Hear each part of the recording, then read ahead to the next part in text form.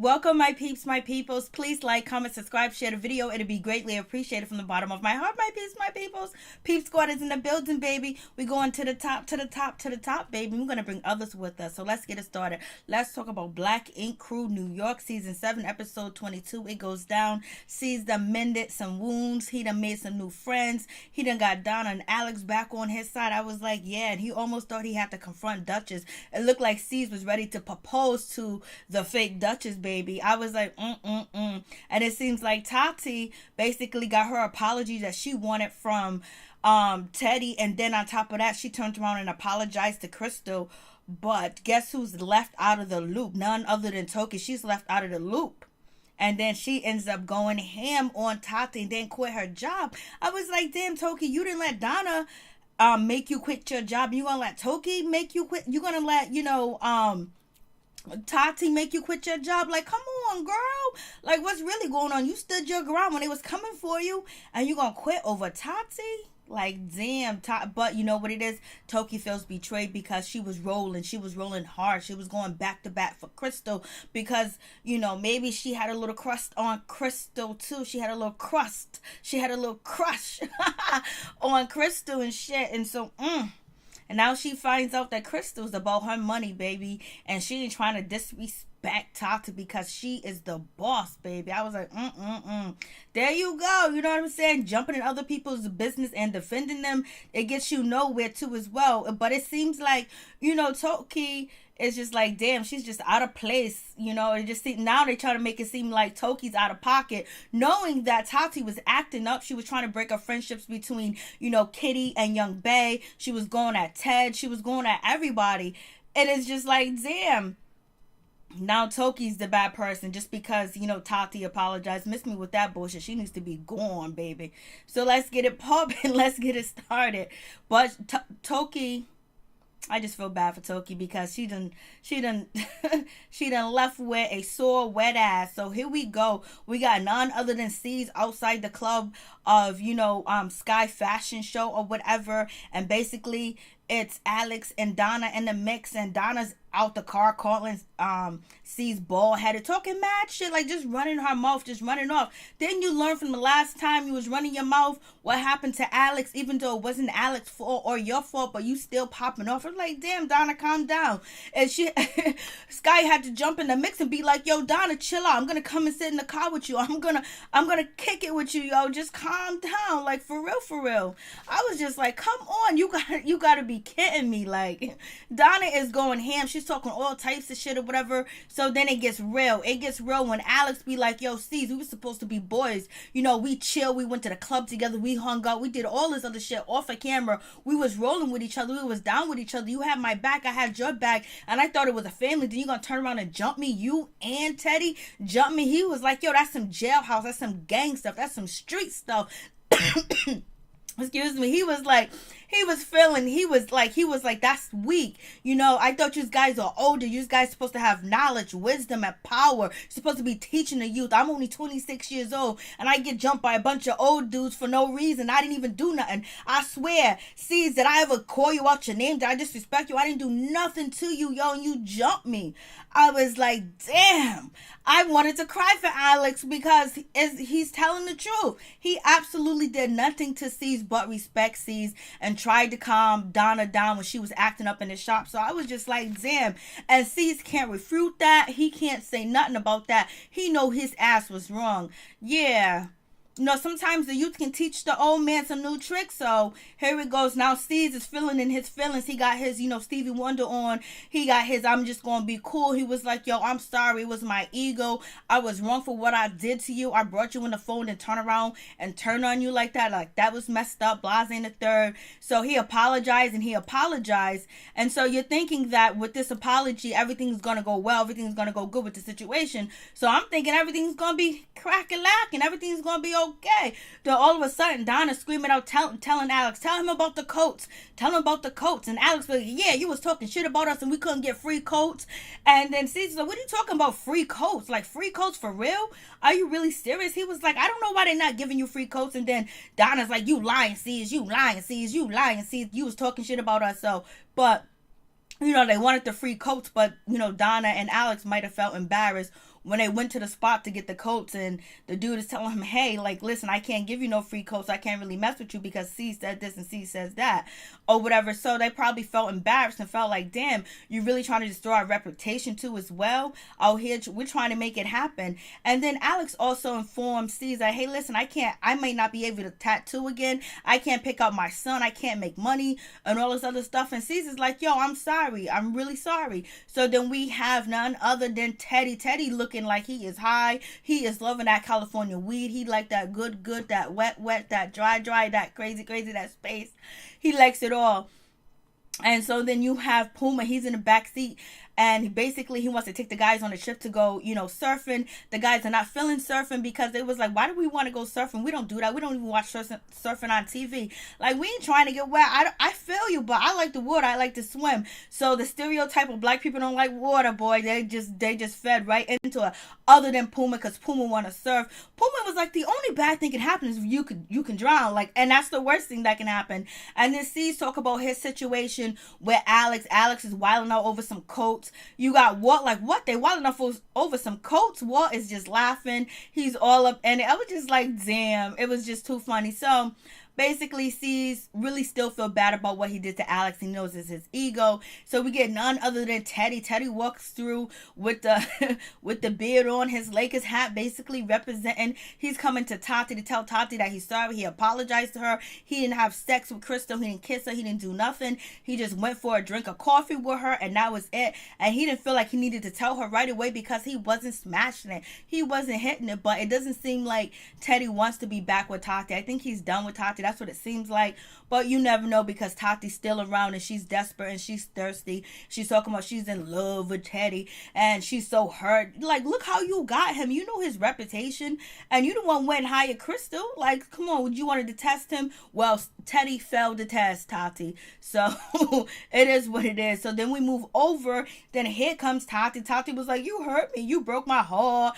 I was so insecure and I wanted the attention that you was giving to Crystal. Like, I wanted to talk to you. You don't understand how intimidated I felt. You chilling out with this beautiful young girl. She's pretty and all this other stuff. I was like, damn, Tati's really like jealous. She's really insecure. And basically, she was right about, Teddy jumping Alex. That was wrong or whatever. But like, she's basically, she just went off for no reason at all and going off on Teddy. Instead of sitting down talking to Teddy when he did try to talk to her, they did talk. Then talk to Crystal. Crystal tried to talk to him, but she just kept, like, you can't just because you having a bad day or a bad week or a bad month come into work. You're supposed to be like the boss and you shitting on everybody and saying little smart remarks to people and just being very snappy because you ain't got penis in your life no more. That ain't our fault. Like, if, like, she was very inappropriate and she tried to come on the show and act like she was so professional. She got her shit together. She's better than everybody at Black Ink. And she knows so much, but look how she behaved just like the people she accused of being low life. She just acting like a low life her damn self.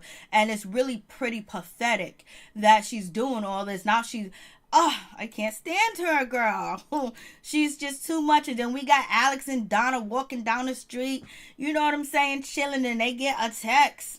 But Alex is feeling a certain type of way because he feels like he should have never brought up the jacket situation and not getting the free coats or whatever because, he said like him and C's was on to something, like it was about to be an apology. So he's kind of looking at Donna sideways again. Like, did I let Donna like throw me off my game and I could have really walked away with a check in my hand? I could have really I could have got a down payment on my deposit, you know what I'm saying? On a crib. I could have been out here shopping in LA if I would have just, took C's apology, be like, yo, could you put 5,000 on it, baby? So anyways, we have that situation. Donna's happy. She is thrilled that they had a chance to cuss out C's and she had a chance to yell at C's. Like, Donna and C's got this love and hate relationship, brother and sister relationship. I don't know. It's just like they just be going at each other. But I like the way Donna here matches, Alex, hoodie. I think it's cute. So we got none other than Sky on the phone trying to convince them to come to C's house, come to her house for a party. I was like, Alex, the last time you got convinced to go to a party where your enemies might be, you got beat up and you couldn't work no more and you got jumped. You know what I'm saying? But you know what? he feels like it's all in good fun because he knows it ain't gonna go down again. I guess because C's was apologetic to him. And so they end up going. Sky got the magic. She got the magic touch, baby. She got them coming through. And we have C's eating all healthy vegetables. War is talking about, I ain't never seen C's eat vegetables in my whole life. I thought that shit was so funny. And then, C's was like, my best times in my life was with Puma at Black Ink. And Puma was like, yeah, that's when we was broke. We didn't have none. Blase ain't a third. Puma, I think you still kind of broke, but C's got that cheddar. So anyways, it was good to see them reminisce, and then Walt was feeling good too as well. Walt was like, it's like the old game back again. I know, where's Sassy? I want Sassy back, baby, Sassy. And so none other than Ian Compton, the tattoo artist that's going to develop his own community, and he wants to build malls and shops and tattoo parlors and shit like that. He comes through the tattoo C's or whatever. C's want to keep his eye on him because he is good talent, baby. And we just found out that they're opening up a Black Ink Compton, should be starting next year or whatever. So none other than Miss Kitty come down showing that body of hers, and basically C's was like, you can tat her but you can't tat me. I don't know why C's felt a certain type of, I don't know, C's should have a tattoo, but I guess he just just to make it interesting, Kit got the tattoo. C's still feeling a certain way because Ian Compton didn't, you know what I'm saying, sign on to work for him. So he put Miss Kitty up to Miss Kitty was like, yeah, I'll do it. I'll take it. She got that tattoo. She was laying up there all sexy. She was like, Compton is kind of cute. I know, girl. I would have let him tattoo me too as well. But he gave her a basic tattoo, so that's why I didn't post there, whatever. It was nothing really big. So here goes Tatti. She goes to apologize, she apologized to Crystal, whatever, talking about she's sorry, she's insecure, and blase in third or whatever. And, Crystal accepts her apology. Was like, I was just trying to talk to you because I knew how you felt. But when, Tatti was apologizing and everything, I don't know why Crystal didn't say, well, you owe, Toki an apology too as well. It was just like she convened, like Toki has been going hard for Crystal because we all know Crystal is scared of Tatti, and she's scared of losing her job and her position on the show, so she's trying to stay cool. And Toki kind of got some screws loose too as well because she had a very bad childhood with being abused. So anyways, you can see, so Tatti is caping to, Crystal, and it's just like, and Crystal's like, yeah, let's move on, but this good, and they having like a really nice conversation. I was like, damn, you ain't gonna throw Toki in there and say like, yo, you owe Toki an apology or something, and then on top of that, Crystal ain't gonna even tell Toki that they're cool or whatever, when Crystal didn't have nobody really talk to but Toki. Like, that's some fake fugazi shit. Like, fuck both of them, if you ask me. So moving on from that, we got Toki. She's going off. She's pissed. I was like, yo, she's going off, and she's pissed and she's mad because she sees that Toki and what's her name, Toki and Crystal are all cool and they're chilling, it's kumbaya, and she didn't know. And she was like, yo, I'm not gonna forgive you for the way that you was acting. Toki was like, I'm not gonna forgive you, Tatti, for the way that you was acting, the way you was treating, berating people, and all this other stuff. And on top of that, what do you do, Tatti? All you do is suck Ted's penis. Well, she ain't sucking his penis no more. And since she stopped sucking his penis, she's been going around starting trouble and treating people like shit. But she won't do that to C's, and she won't do that to Sky, but she'll do that to everybody else. Even Walt is fed up with her, and everybody is tired of her. But Crystal's gonna kiss her ass or whatever. But now Toki's left with the short end of the stick. This is why you don't stick your neck out for certain people that you don't know that's just coming into the fold, because they will quickly turn on you for $1 and for more publicity and more camera time. So Toki, hopefully this is a lesson for you, that you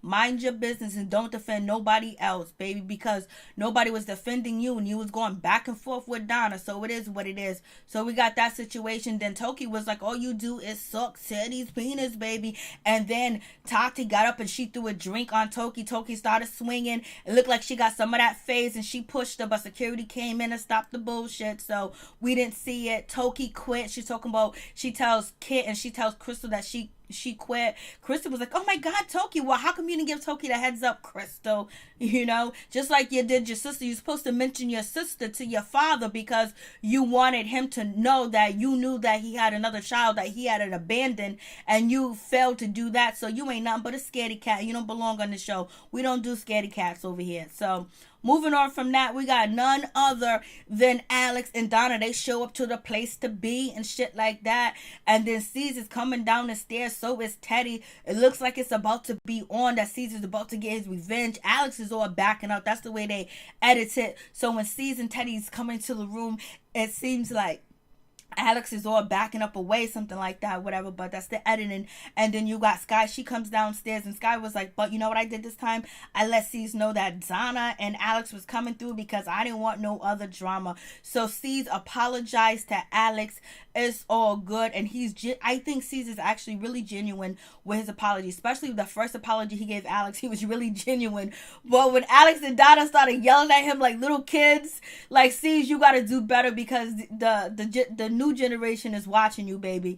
So he apologized. Sky did her job. Sky's looking fabulous as always.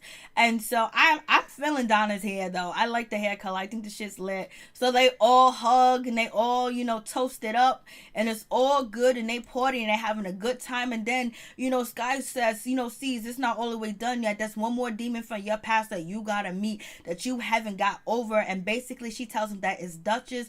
And then it's really real though. It's a real moment because you see what C's think about, like, we was together for 5 years. We was working back and forth. We were supposed to build a life together. They're supposed to get married. They're supposed to have children together. All that other stuff. And C's was rocking with Dutchess. Dutchess was rocking with C's. It was them two against the world at one point in time. They were Bonnie and Clyde. C's was dissing people left and right for her. So, and it was like, damn, like 5 years. Like, you think about it, you spend 5 years with a person that you don't see and speak to him no more. That shit kind of hurts, though. So C's was ready. He was shaking, and then he got ready to go downstairs to meet Dutchess. I was hoping that it was sassy, but it wasn't. And so C's is just like, he's coming to terms that maybe the way he treats people is because of how he was hurt, and then he hasn't moved on and had a serious relationship since Dutchess, because he goes, how can you move forward? How can you trust somebody again afterwards? You just learn from your mistakes and do them differently, and you watch out for the signs, and you have that person. You need for that person to prove their self to you, that they are trustworthy and shit like that. So anyways, he's coming to terms, and so he goes downstairs to go meet Dutchess. You got Sky, you got Puma, you got Teddy in the window. They was like, yo, Sky is crazy. They're trying to see Dutchess. They want to see this. Puma wants to see her more than anybody. And then it's the fake Dutchess. And then Sky comes outside talking about, you are dismissed. Your services are no longer needed. I like your hair, girl. Everybody start laughing. So it is what it is. And C seemed like he was a little bit disappointed. It seemed like C's really wanted to talk to Dutchess. So I think there's going to be a reunion in the near future with C's and Dutchess coming together. Peace, one love to all my peeps and my peoples. Tell me what you guys think about the episode. What do you think about Toki and Tatti situation, about them almost fighting? How do you think Crystal was shady for not telling Toki what was up? Do you think Crystal should have asked Tatti that, you know what, it'll be good if you do apologize to Toki too as well? What do you think about that situation? Do you think C's got over Donna yet? I mean, not over Donna, over Dutchess yet. And does he has to deal with that too as well? So you guys tell me what you think. Peace. I'm out. One love to all my peeps and my peoples. Peep Squad is in the building, baby. We're going to the top, to the top, to the top, baby. And we're going to bring others with us. Peace.